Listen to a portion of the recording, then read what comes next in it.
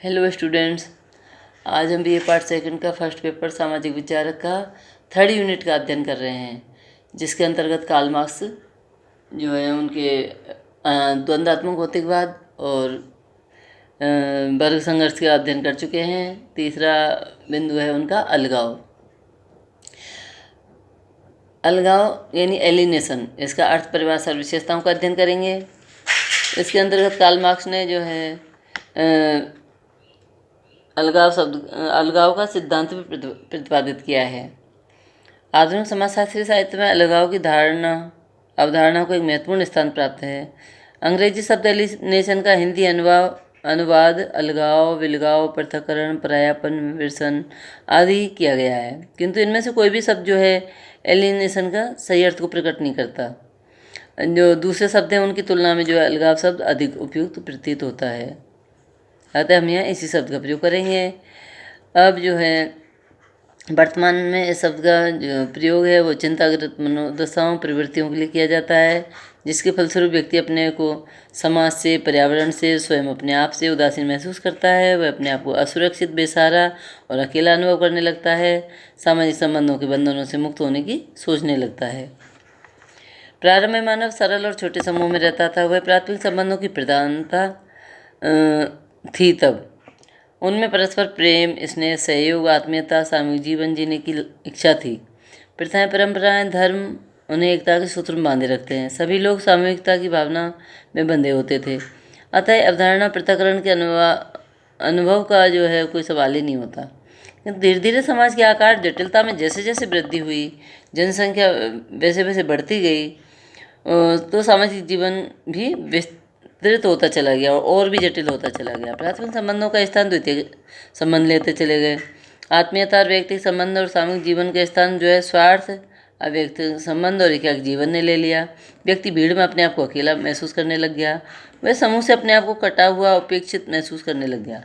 इस प्रकार से जो है मानव जीवन का इतिहास जो है उसके अलगाव का भी इतिहास बन गया।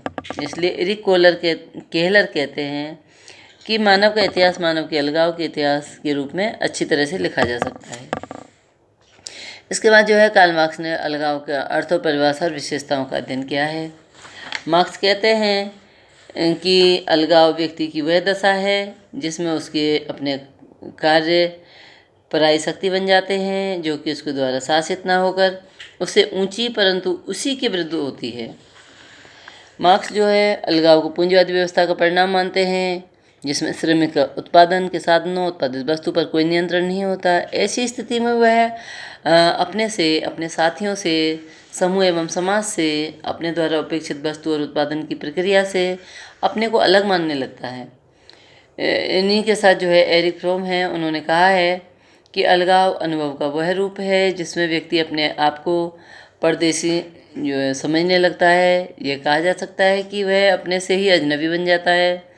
वह अपने आप को अपने संसार का केंद्र और अपने कार्यों को स्वयं करने वाला न मानकर अपने कार्यों और उनके परिणामों का अपना स्वामी मानने लगता है, जिसका वह पालन करता है और यहाँ तक कि वह पूजा भी करने लगता है। अब इस सिलसिले में जो है अलगाव की विशेषताएं बताई हैं। वो कहते हैं कि अलगाव का तात्पर्य अकेलेपन से है। दूसरी विशेषता उन्होंने बताई, अलगाव का तात्पर्य दृढ़ता के अभाव से है।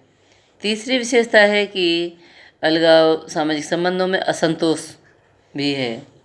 चौथी विशेषता बताई है कि अलगाव की स्थिति में व्यक्ति को अपने कार्य के प्रति संतोष महसूस नहीं होता है। अलगाव में व्यक्ति अपने कार्य के प्रति पारितोष से भी संतुष्ट नहीं होता। वह सोचता है कि केवल जीने के लिए ही वह काम कर रहा है। नेक्स्ट उन्होंने बताया कि अलगाव का अर्थ नियंत्रण का अभाव है।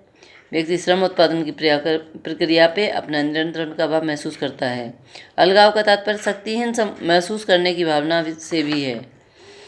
अलगाव उन्होंने माना है कि अविश्वास और उदासीनता भी है। इसका अर्थ निष्क्रियता, राजनेताओं में अविश्वास, राजनीतिक उदासीनता भी है। इसके बाद नेक्स्ट उन्होंने बताया कि अलगाव का तात्पर्य जीवन को अर्थहीन समझने भी है। इसका अर्थ है कि व्यक्ति ने जिन विकल्पों को चुनाव किया है वे भी अर्थहीन हैं। इसके बाद नेक्स्ट उन्होंने माना है कि अलगाव का तात्पर्य प्रचलित संस्कृति से अलगाव महसूस करना है। परंपरात्मक धर्म, जनसंचार एवं प्रचलित शिक्षा के प्रति उदासीन रहना भी अलगाव माना है। इसके बाद नेक्स्ट उन्होंने बताया है कि अलगाव का तात्पर्य समाज में प्रचलित मूल्यों से अपने आप को अलग रखना है। और इसके बाद नेक्स्ट बताया है कि समाज में प्रचलित व्यवहार प्रतिमानों को अस्वीकार करना भी एक प्रकार का अलगाव है। और लास्ट उन्होंने अलगाव का वो बताया है विशेषता, वो है कि अलगाव को मर्टन, दुर्खीम, पार्सन्स और क्लोवार्ड अन्य विद्वानों ने भी नियमहीनता के रूप में अभिव्यक्त किया है कि समाज में अगर नियमहीनता है तो वो व्यक्ति समझ लो अलगाव का शिकार है। इसके बाद में कार्ल मार्क्स ने अलगाव के कुछ कारणों को स्पष्ट किया है जो निम्न है। पहला है समुदाय का जो है विशाल आकार। समुदाय का आकार बड़ा हो जाता है तो उसमें प्राथमिक, आत्मीय और घनिष्ठ संबंधों का जो है स्थान द्वितीयक, छिछले और दिखावटी संबंध ले लेते हैं। दूसरा जो कारण बताया वो है कि सामाजिक भिन्नताएं, कि अलगाव का दूसरा कारण है कि एक ही देश में एवं समाज में विभिन्न धर्मों, प्रजाति, देशों, समुदायों, विश्वासों को मानने वाले लोगों का सहनिवास।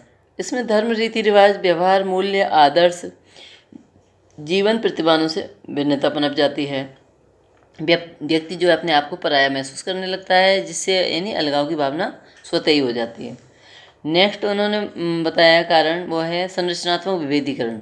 आधुनिक युग में समाज में जो है विभिन्न प्रकार के समूह और वर्गों को जो है विविधता पाई जाती है, जो अपने अपने हितों की जो है अधिकतम पूर्ति करना चाहते हैं।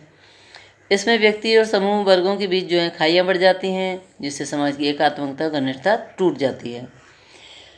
चौथा उन्होंने कारण बताया है वो है कि सामाजिक परिवर्तन की तीव्र गति है। कभी कभी समाज में परिवर्तन की गति बहुत तेज़ी से हो जाते हैं। ऐसी स्थिति में व्यक्ति या समूह जब नवीन परिस्थितियों के साथ अनुकूलन करने में असमर्थ होता है, तब वह महसूस करता है कि वह असमंजस की स्थिति में है, वह किधर जाए, और प्राचीनता की ओर जाए या नई नवीनता की ओर। इसके बाद बताया उन्होंने कि अधिक सामाजिक गतिशीलता पाई जाती है। आज के युग में सामाजिक गतिशीलता बहुत बढ़ गई है। व्यक्ति अपने पद, स्थान, पेशे को जल्दी जल्दी बदल लेते हैं। ऐसी स्थिति में उन्हें नई परिस्थितियों से अनुकूलन करना पड़ता है, और ऐसा नहीं करने पर उसे अपने आप को अपने समाज से कटा हुआ अनुभव महसूस करने लगता है। नेक्स्ट कारण उन्होंने बताया है वो है कि द्वितीयक समिति और नियंत्रण की प्रधानता। आधुनिक जटिल समाजों में द्वितीयक समूह की संख्या बढ़ गई है। इन समूहों में व्यक्ति आत्मीयता, घनिष्ठता का अनुभव करता है, वह इनमें रह के अपने को अजनबी महसूस करता है। इस प्रकार से आज के समाज में सामाजिक नियंत्रण के लिए द्वैतिक साधन जैसे कानून, न्यायालय, पुलिस, गुप्तचर विभाग, सेना आदि का सहारा लिया जाता है, जिनमें व्यक्ति जो है अपनत्व का अनुभव नहीं करता। इसके बाद नेक्स्ट उन्होंने जो कारण बताया अलगाव का वो है अवैयक्तिक सामाजिक संबंध।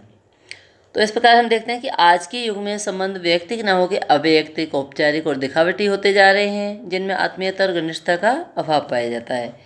व्यक्ति आज अपने को अकेला महसूस करने लगा है। यही अलगाव की स्थिति है। इसके बाद हम अध्ययन करेंगे कि अलगाव के बारे में कार्ल मार्क्स के विचार क्या हैं। अलगाव के सिद्धांत की जो है विवेचना अपने प्रारंभिक रचना आर्थिक दार्शनिक पांडुलिपि में 1844 में कार्ल मार्क्स ने की थी, और इस प्रसिद्ध कृति दास कैपिटल के प्रथम खंड में वस्तुओं का जादू टोना, उसका भेद तथा मशीनें और आधुनिक उद्योग शीर्षक नामक अध्यायों में की है।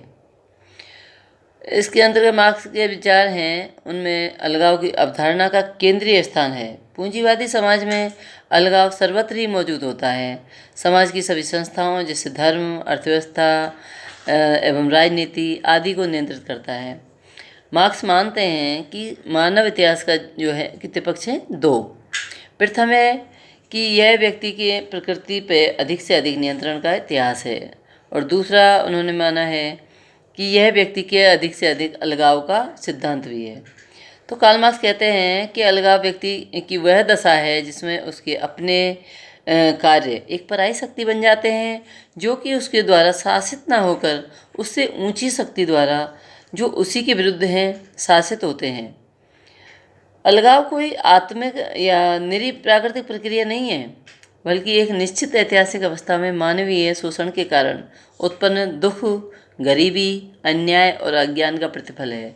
अलगाव आधुनिक पूंजीवादी उत्पादन व्यवस्था की देन है। वर्तमान पूंजी व्यवस्था में जो है व्यक्ति अपने द्वारा उत्पादित वस्तुओं, श्रम, सामाजिक संबंधों से अलग होने के कारण कार्य के प्रति अरुचि महसूस करता है। अब इसके बाद कार्ल मार्क्स ने अलगाव के स्वरूप बताए हैं। वो 4 प्रकार के स्वरूप हैं जो सामाजिक आर्थिक स्वरूपों का उल्लेख उन्होंने किया है। प्रथम है उत्पादित वस्तुओं के प्रति अलगाव होता है व्यक्ति को। दूसरा उन्होंने बताया है कि उत्पादन की प्रक्रिया के प्रति अलगाव।